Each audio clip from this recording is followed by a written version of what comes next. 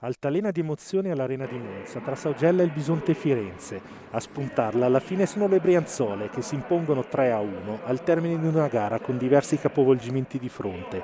Le padrone di casa risultano a tratti letteralmente imprendibili, ma anche capaci di bloccarsi totalmente, aprendo la strada alle avversarie.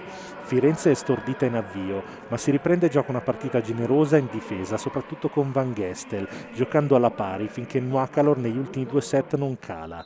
Saugella apre con un 8-1 che mette subito le cose in chiaro. Firenze risponde con Nuakalor e Van Gestel e dal 16-8 accorcia 17-14 contro Breck Monza per il 20-15 prima del 25-20 finale. Squadre vicine nella seconda frazione fino al 12-9, poi d'improvviso Saugella si ferma e il Bisonte firma il sorpasso con un break di 1-6 con gli squilli di guerra.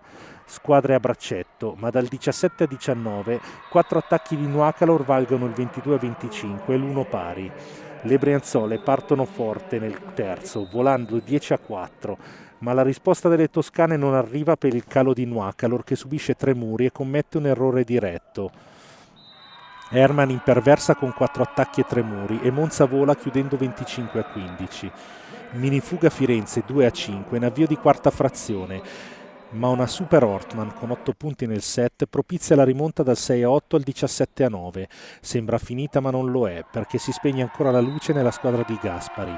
Firenze rimonta sfruttando gli errori altrui, 11 nel set e 20 in totale, ma nel finale Ortman e Vanecke tolgono dai guai le compagne, sancendo con il 25-22 il 3-1 che regala la posta piena a Herman e compagne. No, 3 punti importantissimi, secondo me ci volevano. Ovviamente possiamo ancora migliorare, secondo me dobbiamo stare più tranquilli anche quando le cose non vengono subito, non farci prendere dall'ansia, tranquille e sempre guardare in avanti. Però secondo me questi 3 punti un po' di nervose ci tolgono.